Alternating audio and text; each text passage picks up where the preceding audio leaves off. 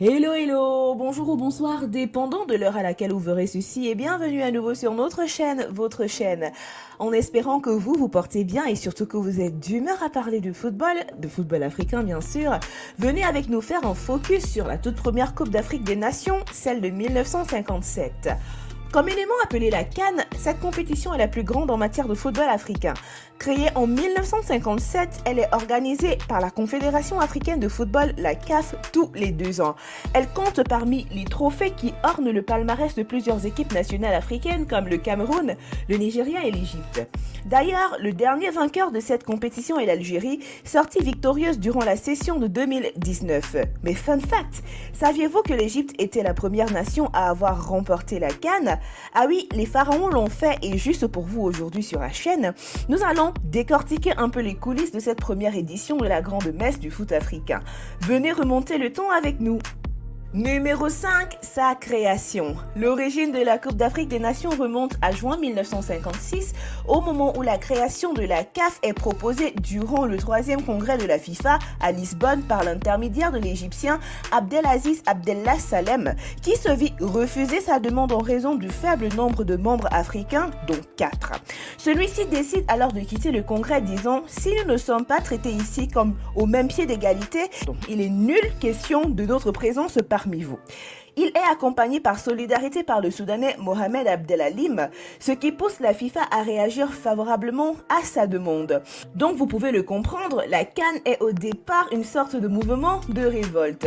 Très fort comme message. Immédiatement, un projet de créer une compétition continentale se met en place à laquelle Salim souhaite donner son nom. Mais devant l'opposition des autres membres, l'appellation de la Coupe d'Afrique fut adoptée à contrario du trophée qui est remis au vainqueur qui porte le nom de Salem. Désormais, vous savez comment s'appelle le trophée de la première édition de la fameuse compétition. Surtout ne dites pas merci. Numéro 4, sa première édition.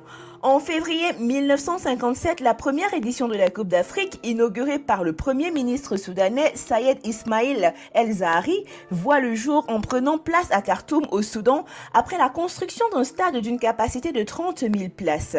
Cette édition se déroule sans aucune phase éliminatoire et réunit les 4 nations fondatrices de la CAF, le Soudan, l'Égypte, l'Éthiopie et l'Afrique du Sud. Toutefois, cette dernière refuse finalement d'envoyer une équipe multiraciale à cette compétition. Le délégué sud-africain Fred W. Fell propose alors d'envoyer une équipe composée uniquement de blancs ou alors de noirs, entraînant sa disqualification et permettant à l'Éthiopie d'être qualifiée directement pour la finale. Le règlement d'alors dispose que seuls les joueurs évoluant dans leur pays peuvent disputer la compétition. Numéro 3, le déroulement de la première édition. Le premier match étant la seule demi-finale opposant le Soudan à l'Égypte remporte par le dernier score de 2-1. Le deuxième match est la finale entre l'Éthiopie et l'Égypte, arbitrée par le Soudanais Youssouf Mohamed Ibrahim. Les Égyptiens l'emportent facilement 4-0 grâce à 4 buts de Mohamed Ad-Diba, déjà auteur du but de la victoire en demi-finale. L'Égypte devient donc le premier champion d'Afrique de l'histoire et reçoit le trophée Abdelaziz Salem en question. Numéro 2, l'impact de la première CAN sur l'Afrique.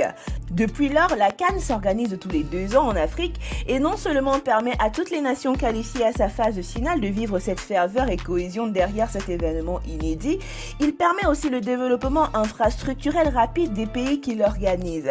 Des stades sont construits, des hôtels pour accueillir le flux de monde durant cette période festive et des partenariats avec des sponsors internationaux ne sont pas à négliger.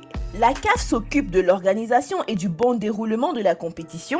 À chaque fois qu'elle confie l'organisation à un pays, elle prend en compte plusieurs aspects sportifs, réglementaires, commerciaux, économiques, sociaux, financiers et sécuritaires. Le choix du pays d'accueil s'effectue quelques années avant le début de l'édition en question. Numéro 1, l'évolution de son trophée. À travers l'histoire de la Coupe d'Afrique des Nations, 3 différents trophées ont été conçus pour les vainqueurs de la compétition. Tout d'abord, le trophée original fait en bronze était appelé le trophée Abdelaziz Abdallah Salem, du nom du premier président de la CAF, l'Égyptien Abdelaziz Abdallah Salem. Quand le Ghana s'est emparé pour la 3e fois du titre en 1978, il a obtenu le droit de conserver pour toujours le trophée. Un second trophée fut alors mis en jeu entre 1980 et 2000. Appelé le Trophée de l'unité africaine, il fut transmis du Conseil suprême des sports d'Afrique à la CAF à partir de 1980, y étant inscrits tous les anneaux olympiques avec une carte du continent africain. Le Cameroun, en raison de sa 3e victoire de la compétition durant cette période, a conservé définitivement le trophée en 2000, ainsi que l'Égypte en 2010. Depuis 2001, un 3e trophée est remis en jeu à chaque édition, plaqué or. Il s'agit d'une tour en haut de laquelle il y a un globe où est incrusté l'Afrique. Il a été dessiné et fabriqué en Italie par la même entreprise que pour les Coupes du Monde. Nous voici arrivés à la fin de cette vidéo. En espérant que vous avez aimé son contenu, n'oubliez pas de liker, de partager et de laisser vos avis en commentaire. N'oubliez pas non plus de cliquer sur la cloche de notification afin de recevoir des notifications à chaque nouvelle vidéo postée. D'ici là, portez-vous bien et rendez-vous pour de nouveaux contenus. Bye!